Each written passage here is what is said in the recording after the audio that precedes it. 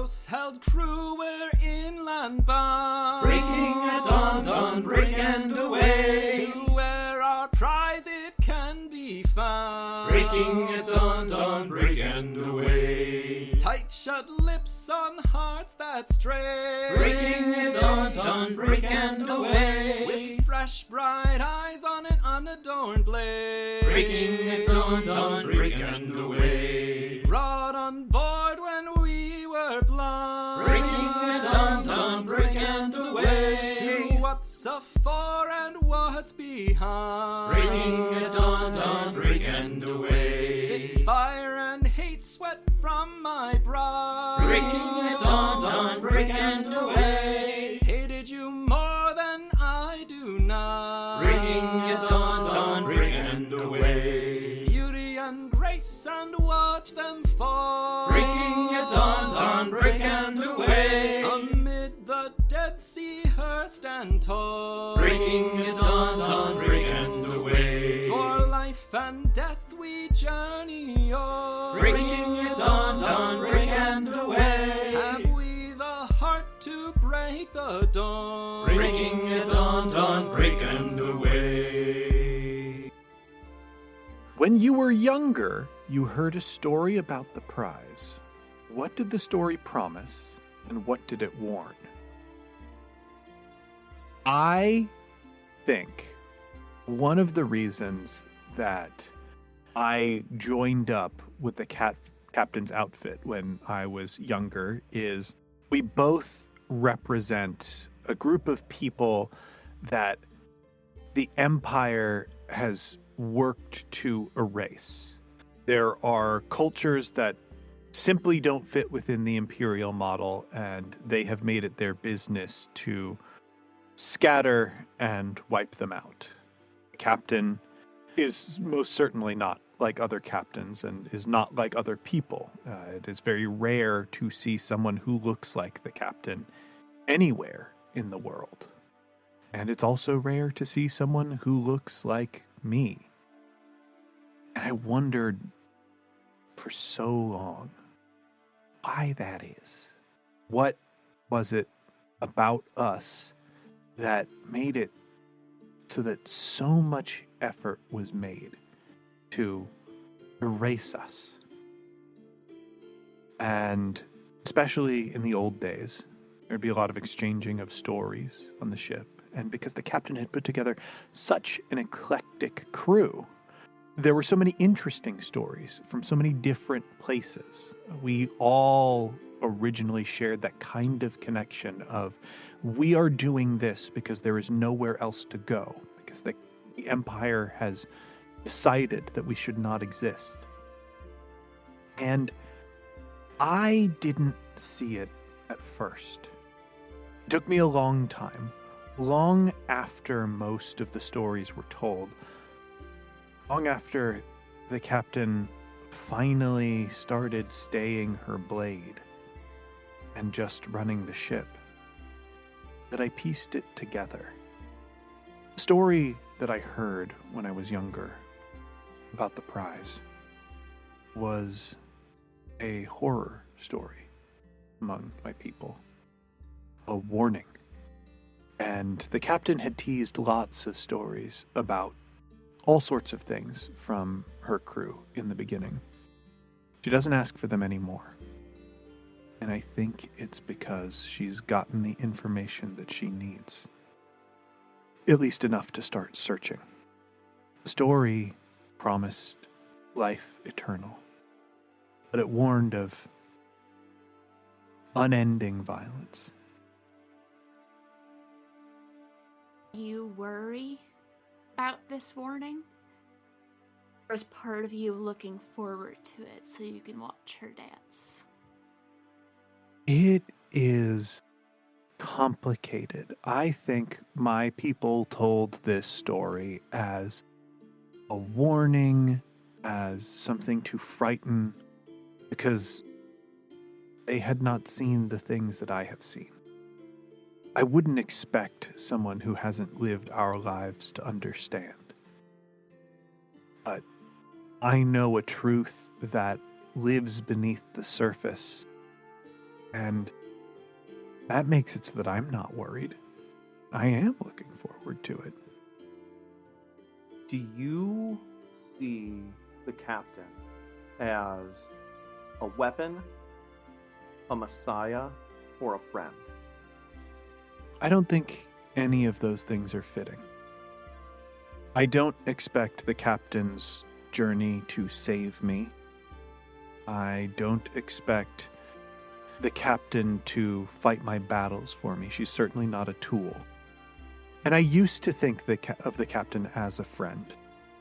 But I've also had to do a lot of grieving to let that go. Because that is going to hold her back from who she can become, what she can become.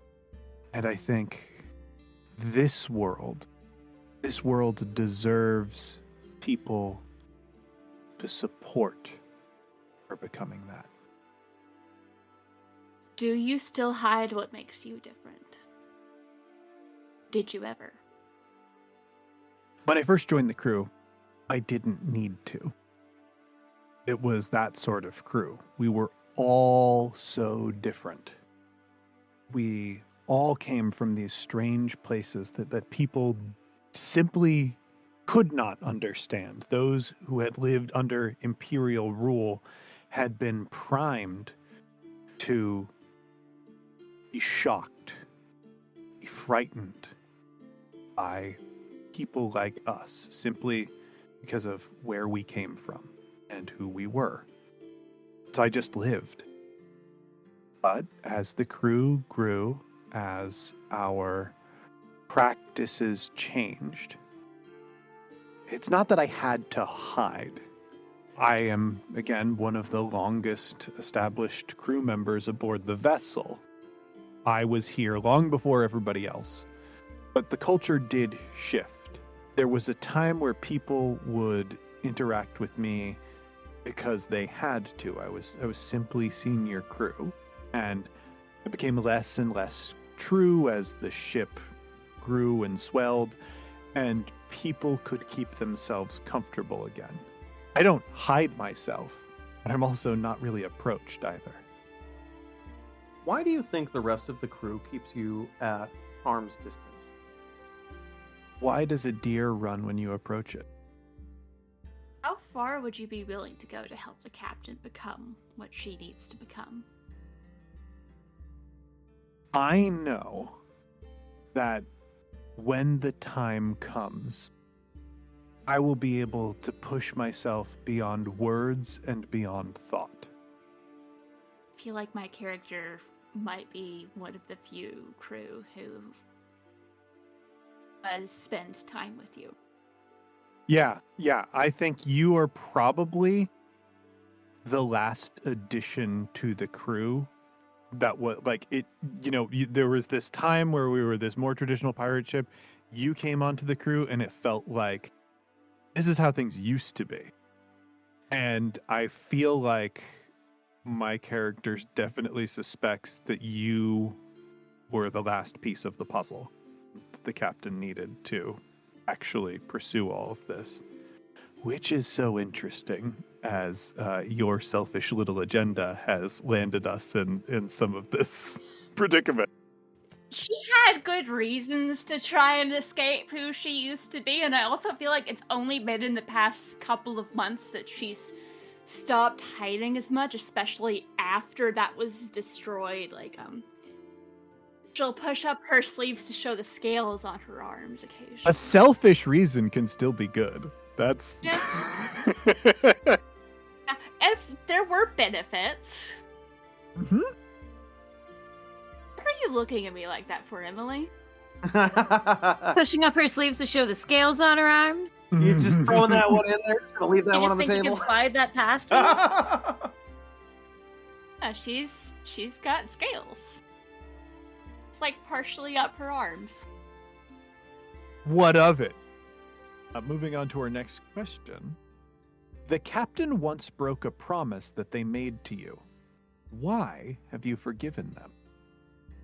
This is interesting. Oh, man. Especially because you're such like a young member of the crew that almost no one takes seriously. Yeah, like what was I promised when I Yeah. joined this crew?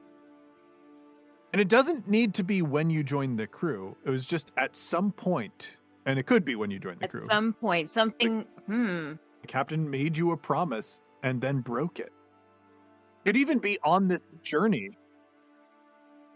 Oh, yeah, your character's even more fascinating too, because like we're on this journey where the captain is like handpicked us for. Why am I here? Why are you here? Maybe we'll find out when we get to the prize. I mean, the reason that you know that you're here is to get you believe in the captain. Like the captain knows that Yeah. you believe in them. So like, or at least at the start of the journey, that was true. So like, ooh. What did the captain promise me? And not follow through, and why don't I mind anymore? Head empty, no thoughts. What was your thought, Bree? No, I had a bad thought about why you're there. I did. I mean, too. I can have plenty of bad thoughts about why I'm here. I can think of about 20 reasons. Yeah. Perhaps I'm going to die. It's connected to the thing that only Ben's character knows. She might Yeah. have a way for a loophole. Yep. I like the idea, since we're still figuring out the shape of this promise. I like the idea of it being a big promise. Like, you know, there's a potential that like you being a lower ranked crew member or whatever, that's like a smaller promise or whatnot. But I love the idea that it is like singled out big important promise, like something that was important to you and that it's been broken. So you're left with like, why did the captain make a promise like that in the first place only to break it? Maybe because we haven't been separated for so long, maybe she promised that my brother would be coming on this too. And that's part of why I agreed to do it. Yeah. But in the end, she was like, no, this is too many people. He needs to be left to this ship. Which, for a moment, I panicked and thought she'd figured it out, that he was the one just seeding dissent. But no, wait, no, it's fine. It's fine that she's done this because the secret can be kept longer. If he's here and too close, she's gonna figure it out, or somebody's gonna say something, and suddenly only 4 of us, or only 5 of us are going back to the ship instead of 6. Yeah. Did you notice that it took a while for me to walk your brother back to the rowboat? Oh. I think I did. Okay. Why did it take you longer to walk her brother back to the rowboat? I murdered him. Oh, Jesus. Yeah. Ah. Okay. Captain's orders. I definitely don't know that part. Yeah, I know you don't. But you did notice that it was an inordinately long period of time, which I think is juicy because that means that you could think that I'm like a conspirator in a potential mutiny. Yeah, either that or you're giving him a warning to keep his head down, Right. to just be on good behavior, just something. I did give him a warning to keep his head considerably far down. It was on the Yeah. ground, yeah, for sure. Go on. It is not there anymore.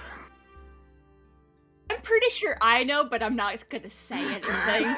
It's just like, this isn't something that needs to come up until the job's done. Yeah. This is like a debrief level thing in the HR forums as well. We talk about like murdering siblings, any sort of familial side to Okay, so I think the moment that he got taken off of this mission was kind of like it got played up like a last minute decision. And foretold, I think either my character or Bree's character got swapped out for him. Who was the last minute quote unquote exchange? well, in the It'd have to scenario be that was me. proposed that there wasn't an exchange. The two brothers were Oh. coming together, or the two siblings, I should say, were coming Yeah. together, and Yeah. the captain last minute was like, "There are too many. There are accidentally too many. We got to send Oh, somebody that's right. It back." was accidentally too many. Yeah. Yeah, also, it couldn't have been your character. You have to be with the queen. Yeah, you Down you, to be you the do have to be captain. with the captain. But we don't know that, so maybe she just played that as the, well, Oh, yeah. Yeah. Well, I took the guy that everybody hates. So... maybe we shouldn't have a couple of greenies. We just need the one. Right. So let's bring this guy. He's been around forever. Fascinating. Oh my gosh. The one thing that I love about this that makes it so juicy is that, like, to the captain, that really means that you specifically are kind of important. Despite you being, like, fresh and green or whatever, like, it has to be you that the captain was contending with your brother all of this time so that you would be around. Oh, I love it so much. Ooh. Can't wait to find out where that goes. I'm a nasty little story goblin. Give it to me. What justification? Like, why did the captain say that you have to come on this? Whether it's true or not, what did the captain say to you about it? I think I'm from the area. Ooh. Fascinating. So I can help navigate the Yeah. hazards and any cultural faux pas if we run into anybody. But I think it's really just an excuse. And what reason do you think is why she's bringing you along? Yeah. I think she's finally starting to notice me. I think this is a good thing. Oh, Aww. I like that. I like that. Precious. Mm-hmm. My heart is pre-breaking. Yes, it's all going to plan, as was foretold. Brianna, you got a loaded one here. Yes. On this journey, you shared a moment of tenderness with the captain. Was it everything you wanted? I think at some point on the journey, it's like maybe we were camping somewhere. It was something where it was just her and me. She didn't have her instrument to do the song, but it was around the time that I would traditional dance. And Mm-hmm. I was thinking about not doing it, but then she offered to join. Which, that shows a level of trust, and I've been dancing, doing this alone for so long, when usually it's meant to be done in groups with people you care about and trust and people you view as family. And I think she does understand some of the significance. So when she offers, I take that as a sign she considers me as family, and for the first time I feel like I have somewhere I actually belong and I'm not alone.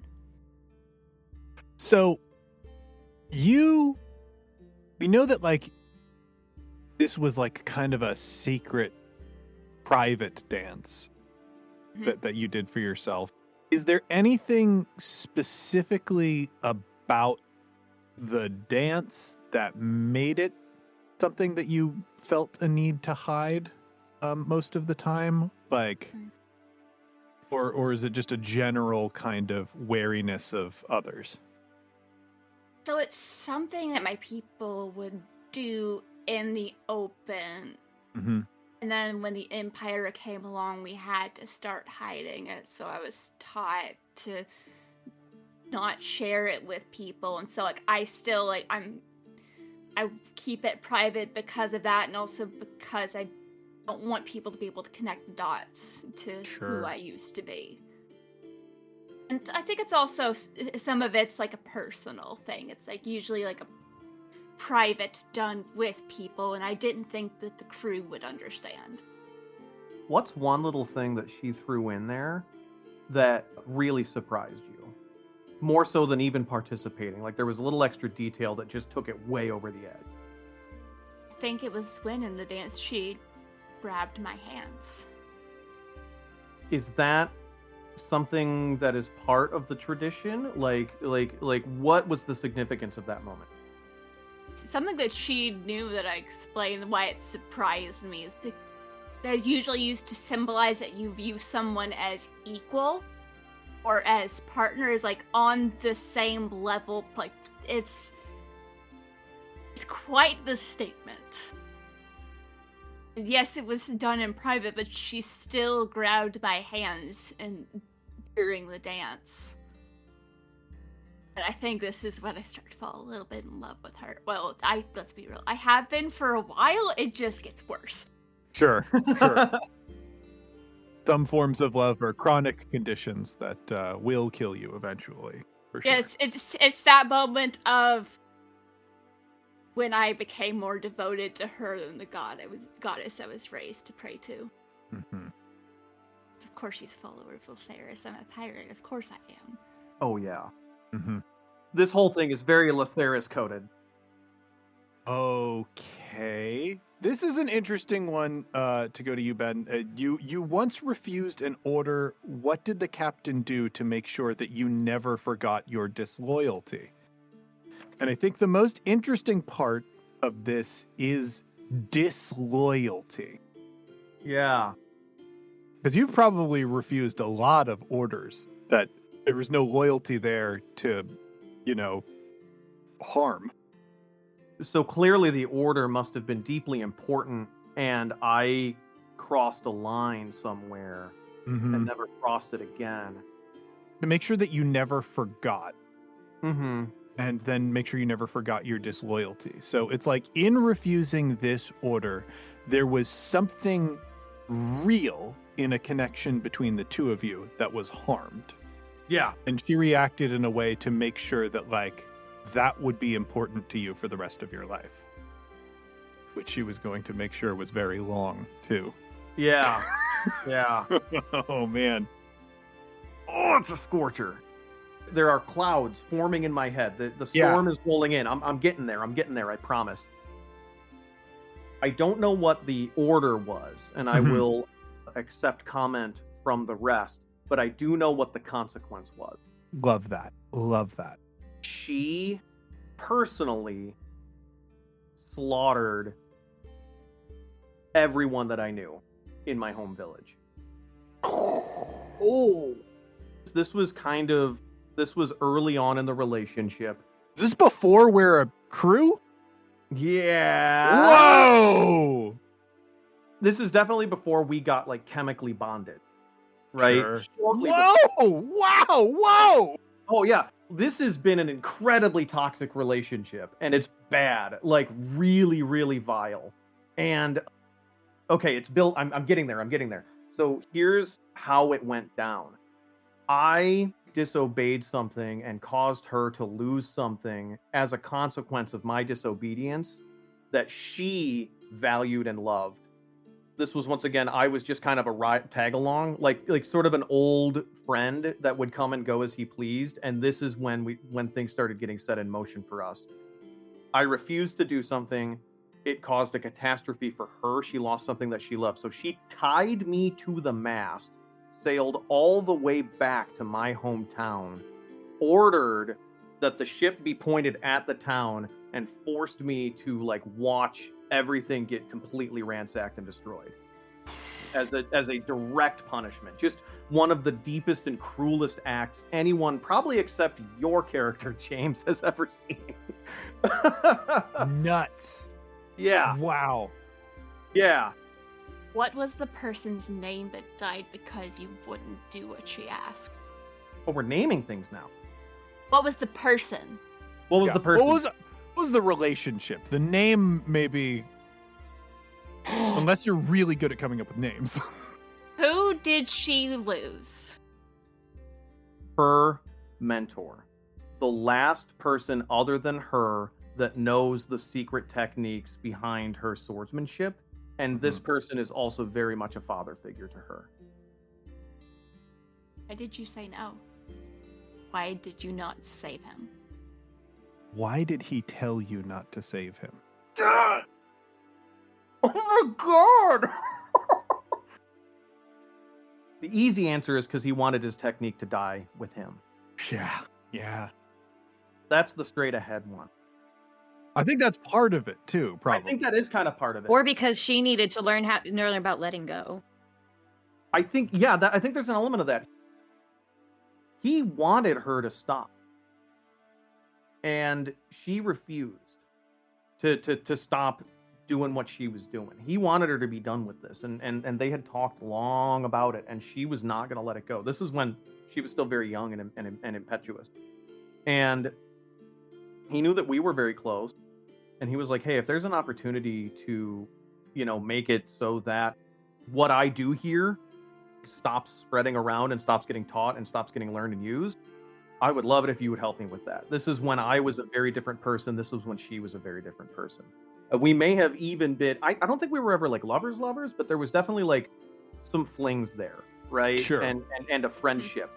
And legit, I think he was being threatened with extortion by some kind of like an imperial press gang to come in and train their armies under pain of execution. And she wanted to go in and intercede. And I think I sabotaged the ship to prevent it so that they would kill him. What if it's worse than an Imperial press gang? What could be worse than an Imperial press gang, James? Something metaphysical. Ooh. This whole journey that we've seen with this captain has a very kind of like haunted spiritual direction to it. I keep thinking, and like maybe, the Imperial press gang could have been like a convenient thing to believe at the time too. It's like, yeah, if it falls in the hands of the Empire or whatever, that could be really bad. But like, what if there's a deeper truth that was glimpsed that he's like, oh shit. Kind of this idea that like when you perform art or something that like so well, and this isn't art as much as it is a martial like violence technique. Yes. The closer you get to perfection, the closer you get to viewing some kind of an aspect of divinity. And he was like right there, man, and he just caught a shred of it and was like, "Oh no, we can't. No, we got to stop right here." He knew he could never say no to her. And he also knew that if he stayed alive much longer, she would ask him to train others and to do things that he's like, the world does not need for this to happen, what the thing that she's going to ask me to do to happen, but I cannot say no to her. Mm-hmm. Oh yeah.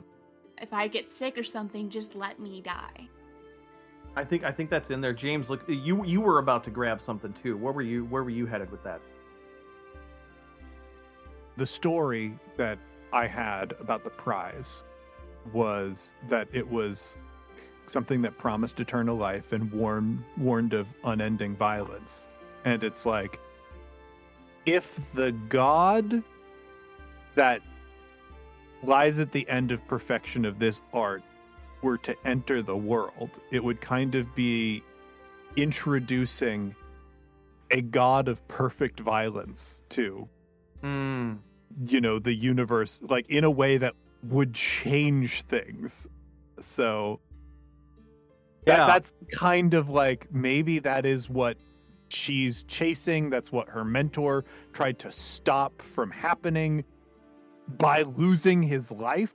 Mm-hmm. And also like tried to do it in this way that like wouldn't be denying her, like asked you to let him die. And yeah, he knew a key piece of what she would need to make this happen. He didn't trust himself to not tell her if he lived much longer. Yeah, I was getting that too. I think he connected the dots in his head. And it's not even like he was summoning like a Final Fantasy endgame boss villain. Literally, like the idea of perfect violence would spread throughout the world. And so it wouldn't necessarily be that like some 6-armed swords figure would come through and start slaughtering everyone. It would just be a thing which would begin to percolate in people's hearts.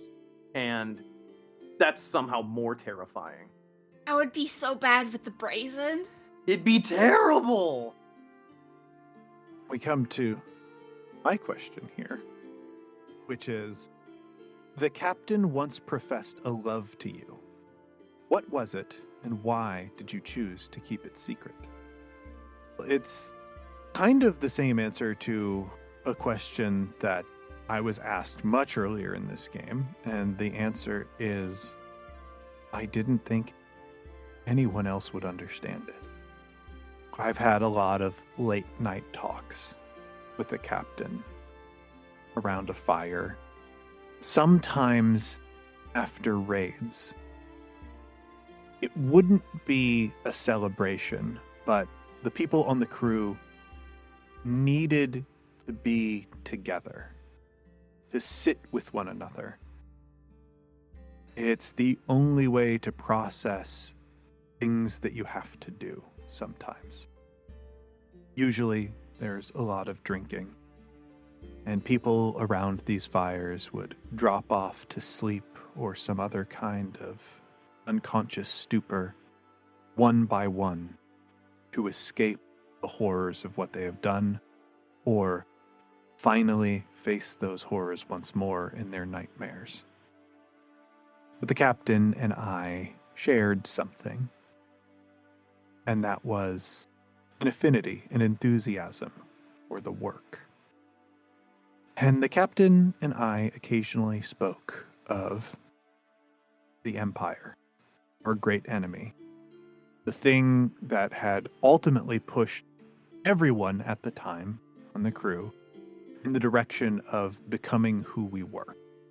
And I asked the captain if she hated the Empire. I was much younger. I understood much less at that point. It really took a while. This is the first and only rift that ever really appeared between the captain and myself. Because she had to explain to me that she didn't really hate the Empire.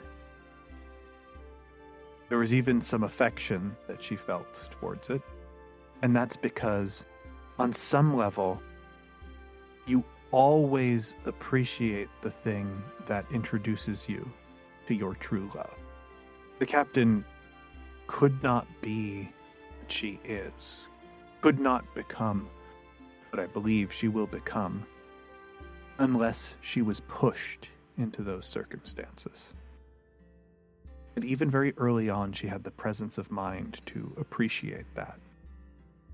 I asked her later, after I understood, just to confirm my suspicions, what her true love was. At the time, I phrased it differently. I said, who? And she looked at me, and her eyes seemed so much deeper in that moment. She didn't give me an answer, but I feel like I glimpsed a fragment of it in that moment. It filled me with chills, but it's also the sort of thing that I can't help but obsess over, that I want to glimpse again, see in full, and embrace.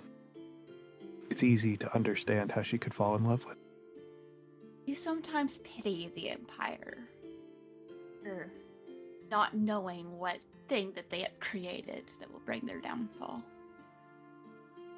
I don't think I pity them. If anything, the most rude and human part of me is bittered that they will be exalted in such a way when they meet their end, who have experienced destruction through a perfect cut. It's more than some people deserve. What about this obsession that you have with seeing this aspect of the captain one more time is actually culturally taboo for you and where you come from? How are you acting against your upbringing? It's all extremely culturally taboo. I cannot emphasize that enough. You can only hold those taboos if your culture has not been destroyed in the way that mine has. Right. Why do cultures create taboos? Why do they say that you can't do things? In a lot of cases, it's because they're trying to hold together some semblance of society or identity. You create these ideas so that people can live together, function around each other, so that your culture can survive. You shy away from the darkness because the way people live is by being around each other and caring for each other. But if you are wiped out, if that is the end of the story of your people, you come to understand something else. That darkness is just a part of the world.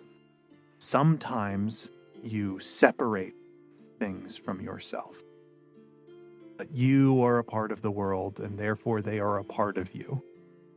And now all that is left of my people, the most tangible part of it, is our taboos. Because they are alive in me, and what I do, and what I am going to do. Fuck. So good. Oh my god. Well, where do you imagine yourself when she goes to take down the Empire? Are you by her side? Are you observing? Or are you not even alive anymore? How do you see your story in that? It doesn't matter. Maybe it's because I wasn't a storyteller as a young man. I wasn't a historian. There are plenty of people in the world who worry about every little detail. They want to know who the names of all the knights that fought alongside the great king before he ascended to power. They want to know every ingredient and herb that goes into the elixir of eternal life. For me, the big part of the story is the only thing that really matters.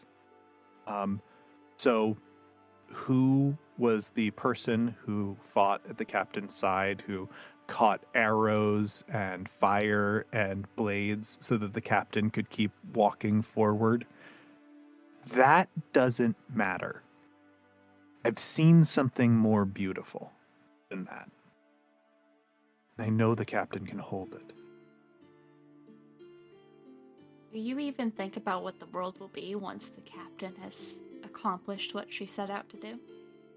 Yes, I do. This is what's so hard, and the reason that I keep all of this to myself. I really don't think that people will understand that the world after the captain succeeds is going to be more beautiful. Poetry in motion. What's the one thing that when we're getting into the home stretch, when we're like right before victory, what is the one thing that you are terrified will happen to screw the whole thing up? I guess if I have a fear at all, it would be the captain deciding not to do what she needs to do. I don't know how realistic that fear is. I don't know how much anxiety this character is capable of feeling, but I think if they were to say, like, they were to have a worry, the only person who could stand in the way of the captain's success, the only force that can stand in the way of the captain's success, is the captain. What do you think you would do if the captain ends up turning away from her destiny? What I have always done when the captain has been in danger, when the captain has stumbled or found herself in circumstances that were too great for an individual, and that is offer her the support that she needs to move forward. Folks, we have come to the decision card. Your journey is nearly complete, and the prize can be seen on the horizon. As a group, define the true nature of the prize, describing one detail each. So, I think the prize is a sort of divinity. It is a divinity found through the perfection of this art. The cost of that divinity is interesting. Because I don't think like ascending to a divine thing. And I want to assure everybody, because I know this is like a big swing to take in a collaborative world building universe, and I'm just a guest. When we answer these final questions, none of them tell us what the outcome of this story is. So you can feel free to set up the stakes as high as you want, because it will not touch any of the precious dominoes that you have laid in your world. Merely say that somebody attempted to accomplish this. We encourage guests to take big swings. Yeah, we love big swings. And in fact, none of our dominoes are all that precious.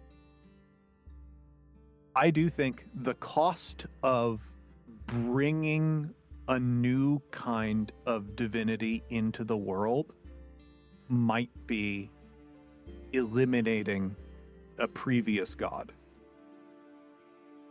I also had the thought of, for this particular one, to pick up this weapon. Perhaps it was the first ever forged for that particular fighting style, would be to kill the person closest to you. Sick, yeah. Yeah. Mm. That fits with, you're going to die, so whoever takes up the blade will become a conduit for that divinity. And if you take it, you can live forever being a conduit, but if she takes it, you die. And if you take it, you have to kill her. Ooh, that's interesting, yeah. I think it is a blade that is suspended above an ever-burning forge, and the blade is always red hot. And it is constantly red hot, and around the forge is Letharian water of life that is constantly kind of steaming into it. And to complete the weapon, it's not done. You have to spill that person's blood into the Letharian water of life and quench the sword in it. And this completes the ritual. This is the kind of thing that you could march into hell and kill the devil with it. Yeah. Stab him right through the throat and win. You need to kill some god with it, too. Yeah. This is just the weapon that you need to kill a god so that you can ascend to your own divinity, right? So, like, this is a step. The prize is a step. Possibly the only thing that anyone thinks could kill the Undying Emperor. Could be, because he is viewed as likened to a god. But in the meantime, you're just this like horrifyingly powerful warrior while you're holding this thing, because you have to have the art for it to work. You have to know this specific style, and you have to have the blade. Both must be true. What happens if someone who doesn't know the fighting style takes the blade and claims it? See, that's one thing I'm wondering, because I don't think you can take the blade without it and have things go well. Yeah. I think it's almost not worth asking that question. Like, those whoever has tried to claim this blade before, if anyone has, like, they're dust. Like, they're just not. You can tell that someone's tried recently if you could see like little bits of bone in the fire. Well, and the blade knows if you're capable of wielding it. Like, it will just travel back here the moment it leaves your hands. Otherwise. Yeah, it can't just know that you're like this chosen one. The blade actually has to respect you. Yeah. You cannot take this blade if you do not have the intention to use it. Oh, yeah. Ooh. Yeah. There we go. That's juicy.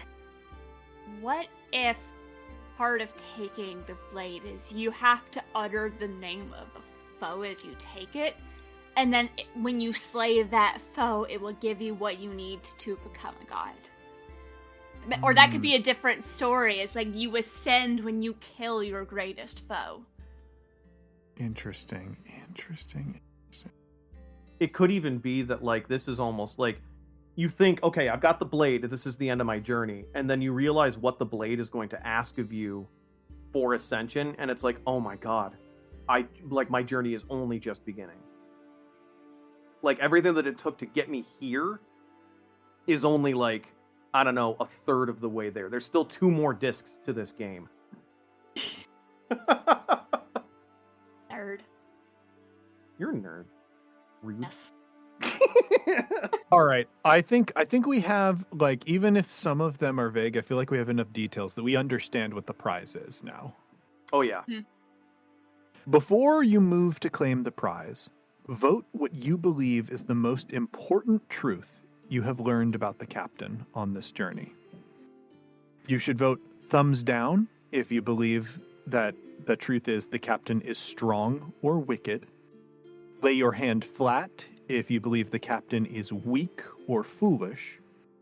Or give a thumbs up if you believe the captain is wise or righteous. We're answering for our characters, yes? The game does not define whether it is you as a person and a literary analyst or your character. I think we can handle that vote either way, and we can also establish as a group before we do it if we want to be issuing our votes in character or out of character. To let you know, the votes lead to different ending questions based on what has the majority. So are you more interested in this as a metatextual analyst or more interested in seeing the captain through the character's eyes? I'm leaning character, personally. I'm also leaning character. Emily? Either way, I'm going to answer with my heart. So Let's do character, yeah. Let's do character. my brain latched onto one. Hold your fists out, and 3, 2, 1. All right, there is a majority of thumbs down. Interesting. That's strong but wicked, right? That's strong or wicked. Strong or wicked, okay. We are at ending 1. You prepare to claim the prize, but the captain orders you to stay where you are and await their return. They stride into the gates of hell. How long do you wait for them to return? I will wait as long as it takes, unless she calls for me, and then I will come in and fight by her side, whatever she needs. I think the thing that's really interesting about this question and what we've established about the prize, we know that the prize is at least on the horizon. We're about to go claim it. She's given this order, but we also know that there's a necessary sacrifice that has to take place.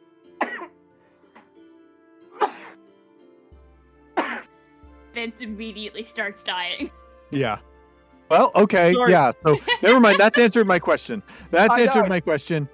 I am going to wait until I get a hint that Ben's character is unwell. Because I'm worried if there's something wrong with him, it means that she has tried to quench the blade in her own blood. And my character, I'm sorry, I gasped so hard that I actually kind of choked myself out. Don't do that. I just, Good job. well, because I had a realization, oh my god, I'm dying over here. Actually, me, the player, you said this game doesn't distinguish between player and character, and now I'm dying. James, what have you done?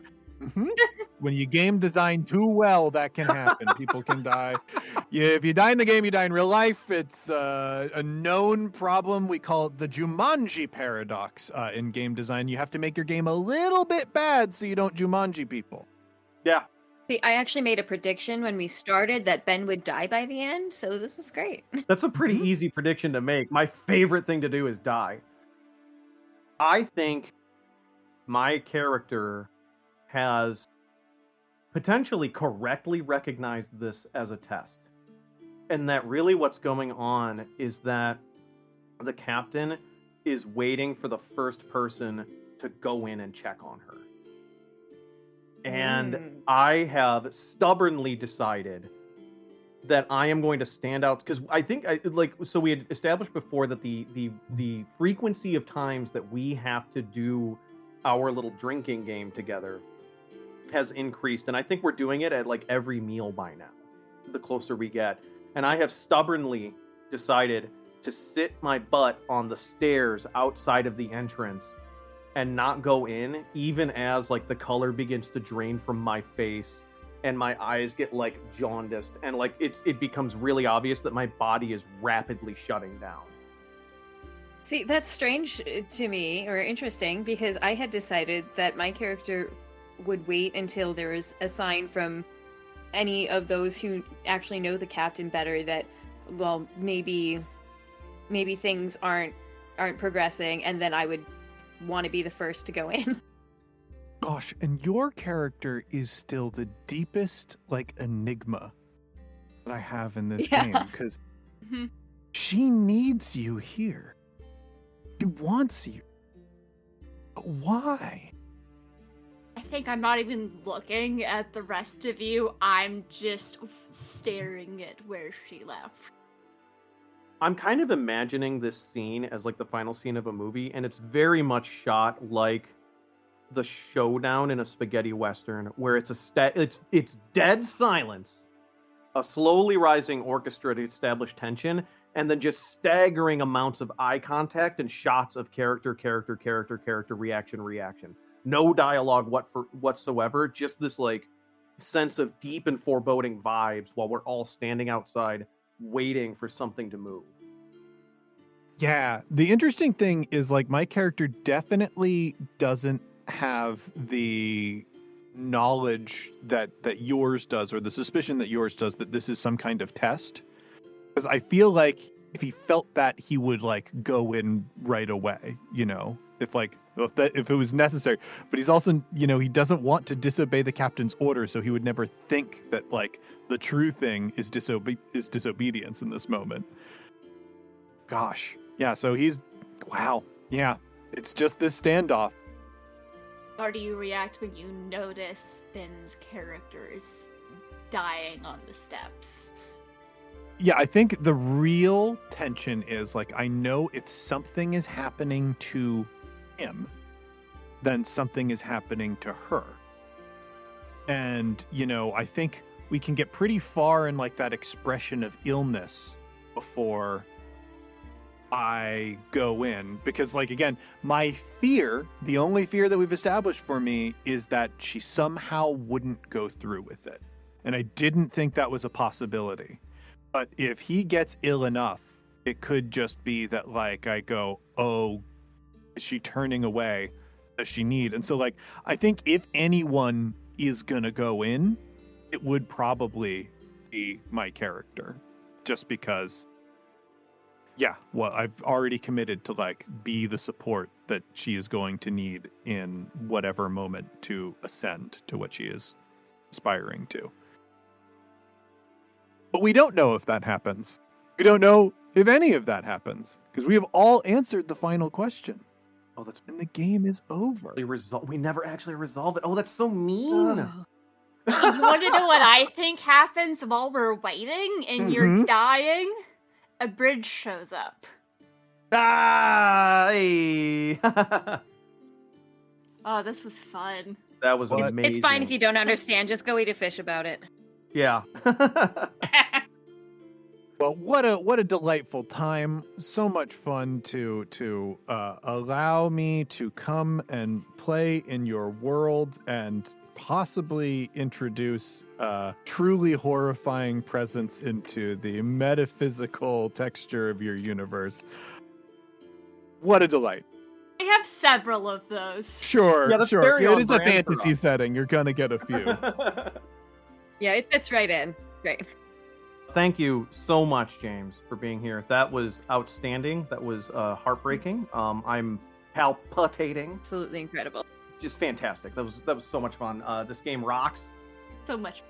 Yeah, everyone who is listening, you actually have to go pre-order the game now. Yes. Yeah, you please go It's pre-order this required. game. Pre-order if you can. If it's out, go get it. It comes out September 22nd of 2024. The more support that we can get for this, the better. We worked really hard on this, and I'm so excited for it to get into people's hands. I cannot wait to get to play it again someday.